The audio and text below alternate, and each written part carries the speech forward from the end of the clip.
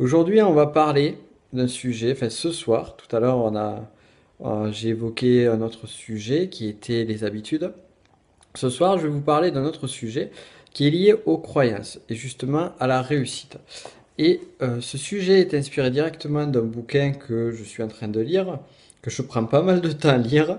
Il faut dire que j'ai pas trop le temps de lire en ce moment. Les secrets d'un esprit millionnaire de Thierry Wecker, qui est un excellent bouquin que je vous recommande chaudement. C'est vraiment, ça donne une bonne claque ce bouquin et ça donne de bonnes informations.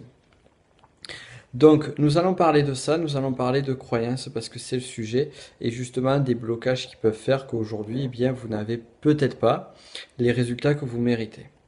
Alors, ce qui est intéressant au travers de ce bouquin-là, moi, c'est vraiment quelque chose qui m'a énormément parlé, c'est qu'il y a beaucoup de points qui sont faits avec la PNL.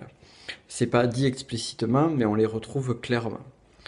Et un des points que l'on retrouve vis-à-vis de ce bouquin-là et de la PNL, c'est cette histoire de croyance. Donc l'idée et le concept clé ici sur l'esprit millionnaire, c'est avoir le bon état d'esprit. Si vous commencez à faire le changement intérieur, et bien ensuite vous aurez un changement extérieur. Bien sûr, il ne va pas se faire du jour au lendemain, et vous l'avez entendu, mon chat est d'accord, mais il va se faire progressivement. Donc l'idée ici, et il est encore plus d'accord, il s'est caché dans le carton. Bref, revenons à notre sujet. C'est bien, ça c'est les plaisirs du live, les directs. C'est ça qui est cool. Donc ici, ce qui est intéressant de faire, c'est de changer son état d'esprit, changer sa façon de voir les choses pour changer les résultats. Et ce qui est intéressant au niveau de l'esprit millionnaire, c'est qu'avant d'avoir un état d'esprit qui va vous amener vers l'abondance. D'ailleurs, la question est de savoir pourquoi vous cherchez l'abondance. Donc ça aussi, c'est un sujet qui est expliqué dans le livre et sur lequel on pourrait y revenir ultérieurement. Mais au-delà de ça, c'est savoir quels sont les blocages que vous avez aujourd'hui vis-à-vis de l'argent. Et ça, c'est un point qui m'a énormément parlé parce que l'un des premiers points, c'est avant de développer le bon état d'esprit, l'esprit millionnaire, comme il a expliqué dans son bouquin, quels sont d'abord les blocages, les croyances que vous avez et comment faire pour les débloquer. Donc ça, c'est un point que l'on va voir ensemble et sur lequel on va aller un petit peu plus dans les détails puisque je vais vous donner mon expertise en PNL pour vous donner des outils qui sont justement qui ne sont pas présents dans ce livre-là. La première chose, moi, que j'ai constaté, pour vous donner mon exemple personnel, c'est lorsque j'ai créé mon activité professionnelle, donc lorsque j'ai créé mon activité entrepreneuriale, j'ai eu, on va dire, énormément de chance puisque au bout de 6 mois, je pouvais vivre de mon activité, ce qui n'est pas donné à tout le monde.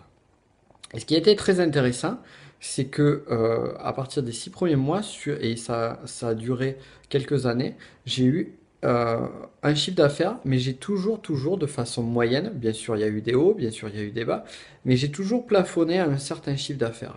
Et ce chiffre d'affaires était lié justement à l'objectif que je m'étais fixé professionnellement. Et certes, je voulais essayer de dépasser ce chiffre d'affaires, mais je n'y arrivais pas. La question, c'est qu'est-ce qui s'est passé et pourquoi. On pourrait penser que c'est juste une histoire de travail, que je ne faisais pas les bonnes choses, mais étrangement, quelles que soient les actions que je mettais en place, quels que soient les déblocages que je pouvais avoir dans mon activité, quels que soient les changements, parce qu'il y a aussi eu des changements assez forts dans mon activité, eh bien je me retrouvais de façon moyenne avec le même salaire en fin de mois, du moins lorsque je moyennais sur plusieurs mois. Et là, en fait, ce qu'on se rend compte, c'est que derrière tout ça, il y avait une croyance.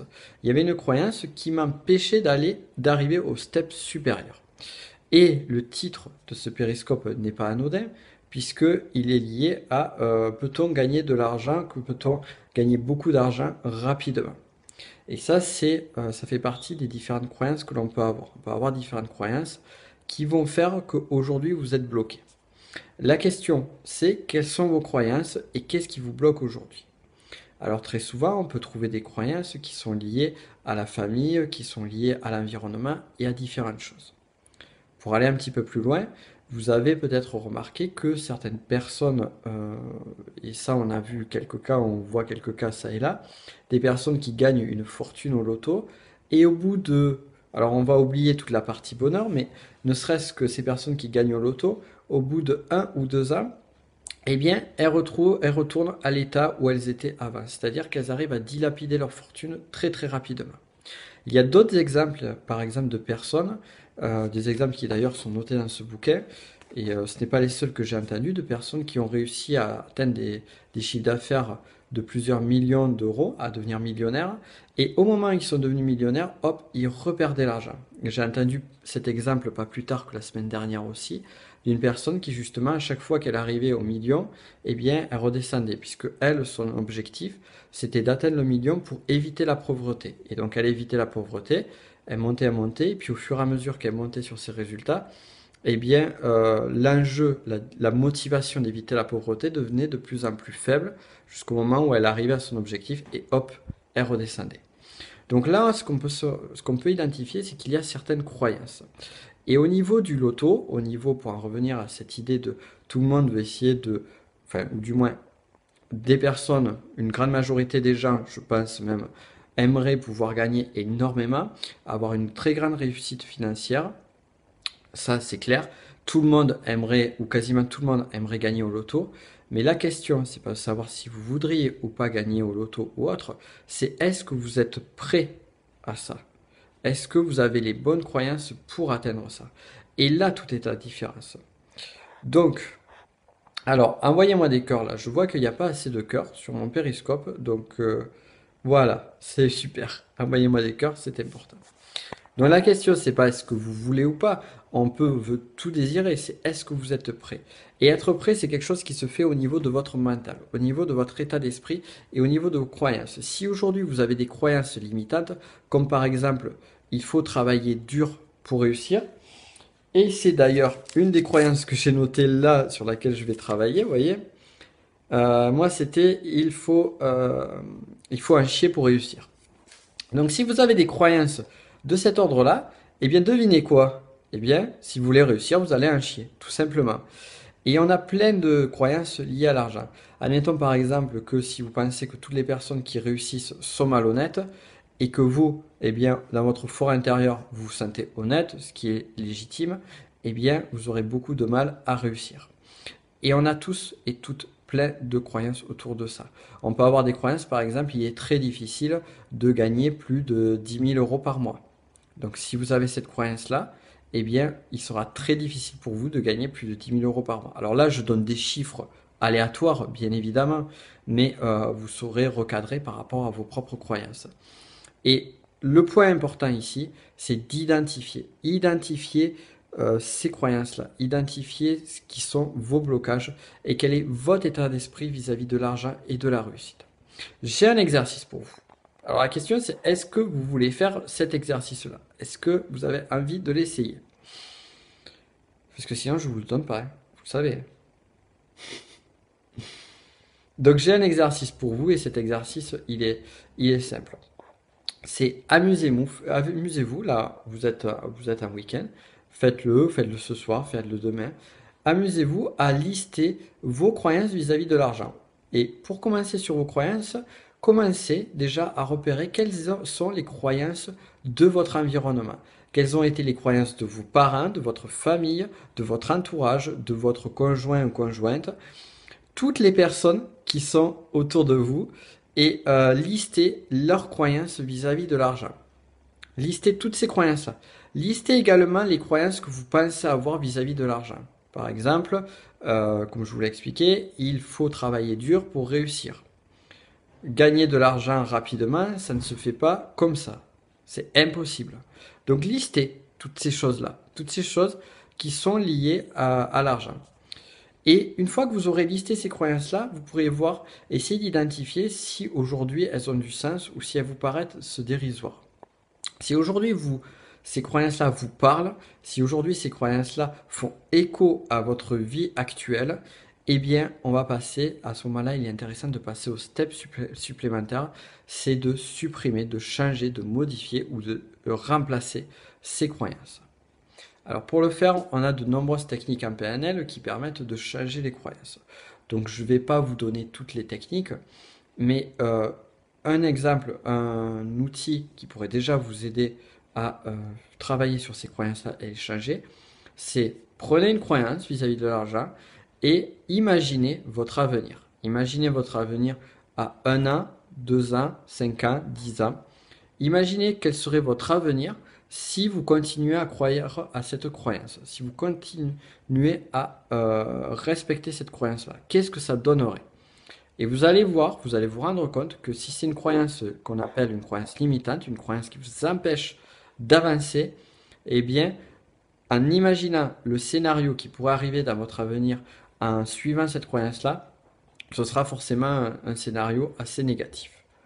Donc, faites ce travail-là, c'est juste pour vraiment prendre conscience de l'importance, de l'impact que peuvent avoir ces croyances-là. Et une fois que vous aurez identifié l'impact que peuvent avoir ces croyances-là sur votre état d'être, sur votre façon de fonctionner et sur les résultats futurs que vous pourrez avoir, eh bien vous commencerez à réaliser la futilité de ces croyances-là et vous commencerez à percevoir comment penser autrement. Donc là, déjà, ça va être une première étape. Je donnerai, si vous en avez envie, si vous le souhaitez, je vous donnerai également d'autres conseils, d'autres techniques, des techniques pour changer des croyances. Mais déjà, avant de vous donner ces techniques-là, faites ce travail-là. Commencez à identifier vos croyances limitantes par rapport à l'argent et la réussite, puisque, pour rappel, c'est le sujet de ce soir. Mais on pourra aller sur d'autres domaines. On va juste faire ça. Vous identifiez, vous listez donc ces fameuses croyances limitantes. Listez toutes les croyances qu'ont les personnes autour de vous, vos parents, votre entourage. Par exemple, peut-être que des croyances qu'ont eu vos parents, c'est que eh bien, les gens n'ont pas d'argent, que c'est difficile de gagner de l'argent, qu'il n'y a pas, que l'argent ne court pas dans les rues, que pour réussir, il faut en chier, et ainsi de suite. Donc là, je vous ai donné quelques croyances. J'avais fait une liste, tiens, tant qu'on y est. Vous avez un peu de temps, je pense. Je vais vous donner la liste de toutes les croyances que j'ai pu identifier qui ont été liées à mon passé. Vous allez voir, il y en a des très très sympas. Alors bien évidemment, on a la classique, l'argent ne fait pas le bonheur, les salauds de riches, l'argent est sale, celle-là elle est pas mal, on n'est pas Rothschild, la vie est difficile, donc gagner de l'argent est difficile, ça c'est un enchaînement de croyances. Euh, il a déjà de la chance d'avoir du travail, donc là aussi on a une croyance qui est cachée, donc comme quoi le simple fait d'avoir du travail c'est déjà une chance énorme. Donc imagine, je vous laisse imaginer l'impact que ça peut avoir, le simple fait de se contenter de peu. Pour avoir de l'argent, il faut économiser. Belle croyance à la con, disons-le. Les PDG, grands patrons, boursicouteurs, politiques, magouilleurs sont tous des pourris. Ce n'est pas bien de vouloir gagner plus que les autres. La quantité de travail et non la valeur du travail justifie la paye. Donc là, la quantité de travail justifie la paye. Est-ce que c'est vrai? Est-ce que cette croyance est vraie pour vous ou pas? Si cette croyance est vraie, eh bien, vous allez avoir des soucis, je vous le dis. Donc la quantité de travail ne justifie pas la paye. Le temps, c'est de l'argent. C'est coûteux pour les gens de sortir de l'argent. En gros, ça leur fait mal. Et les gens n'ont pas d'argent. Donc, voyez, là, je vous ai listé une série de croyances que j'ai pu observer dans mon environnement, afin d'identifier quelles étaient les croyances qui étaient impactantes pour moi et celles qui ne l'étaient plus. Donc, bien évidemment, je vous rassure, il y a pas mal de ces croyances-là qui ont dégagé. Mais il en reste quand même qui ont un fond et qui nécessitent un travail de mon côté. Donc, listez ça et regardez les croyances qui aujourd'hui vous impactent, des croyances qui vous posent problème. Et comme je l'ai expliqué tout à l'heure, en résumé, projetez-vous et imaginez que vous suiviez à la lettre le précepte de ces croyances-là dans 1 an, 2 ans, 3 ans, 6 ans, 10 ans. Voir ce que ça va donner. Je prends un exemple, on va en prendre une. Ce n'est pas bien de vouloir gagner plus que les autres. Alors si j'imagine que ce n'est pas bien de vouloir gagner plus que les autres, eh bien si je désire vouloir gagner plus que les autres, eh bien je vais me sentir pas bien et d'ici 1 an peut-être que je vais tout faire pour m'auto-saboter et faire descendre mon chiffre d'affaires. Donc je vais continuer comme ça, je vais travailler comme un malade et puis me sentir frustré parce qu'au fur et à mesure des années, eh bien je gagnerai en expertise, je gagnerai en savoir, mais mes résultats ne seront jamais à la hauteur de ce que je mérite, puisque forcément, ce n'est pas bien de gagner plus, de vouloir gagner plus que les autres. Donc, inconsciemment, je vais tout faire pour ne pas gagner plus que les autres. Voilà, c'est un exemple. Donc, je suis parti un petit peu sur une envolée, sur une petite projection rapide, pas forcément claire et forcément adéquate, mais vous avez l'idée. Sur ce, Je vous invite à réfléchir là-dessus, à bien mettre en application tout ça. Et comme d'hab, et ça va vous aider, casser les croyances va vous aider, je vous invite à briser les barrières, kiffer la life. Et on se dit à très vite les amis. Ciao!